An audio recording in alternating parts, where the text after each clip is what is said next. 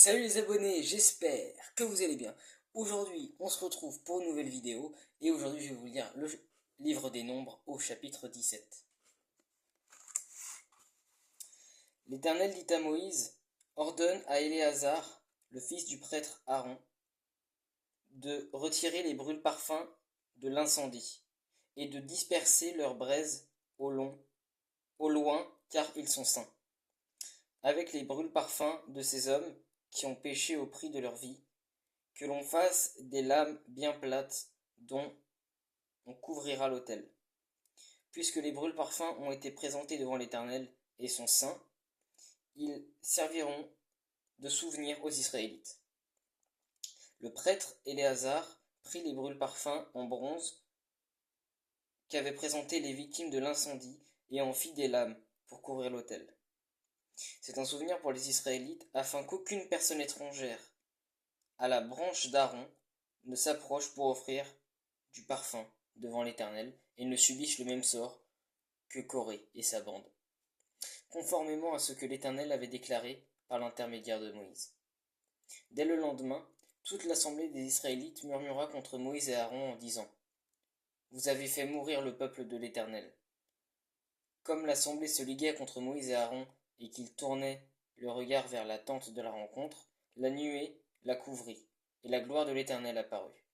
Moïse et Aaron arrivèrent devant la tente de la rencontre, et l'Éternel dit à Moïse, retirez-vous de cette assemblée, que je les détruise en un instant.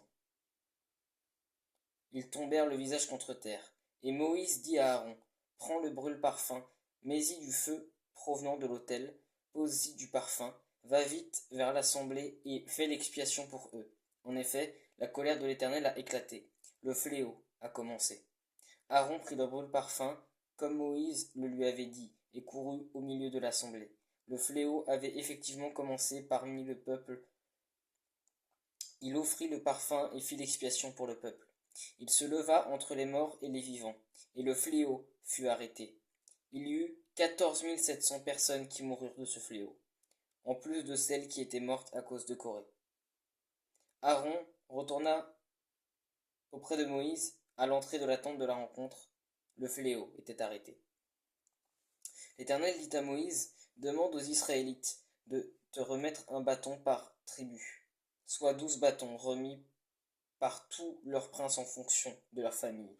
Tu écriras le nom de chacun sur son bâton et celui d'Aaron sur le bâton de Lévi.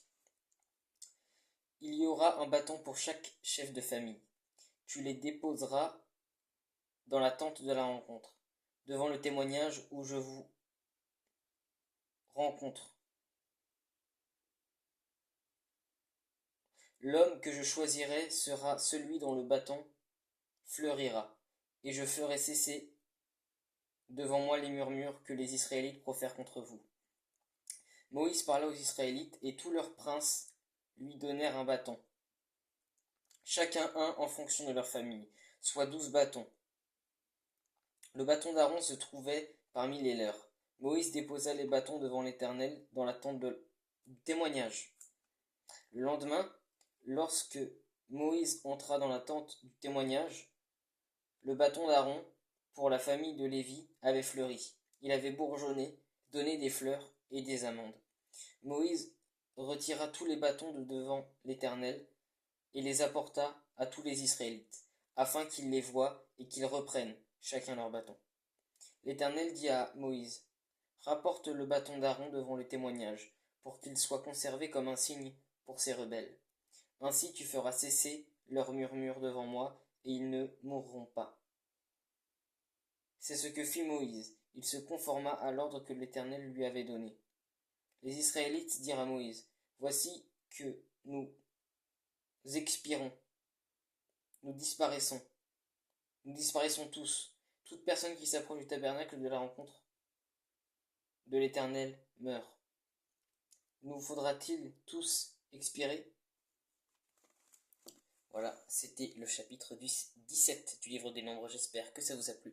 Si vous avez la moindre question, la moindre chose à dire, comme d'habitude, n'hésitez pas à le dire en commentaire, soit à peu près par ici en message sur TikTok, en message privé sur TikTok ou en commentaire sur YouTube, et soyez bénis.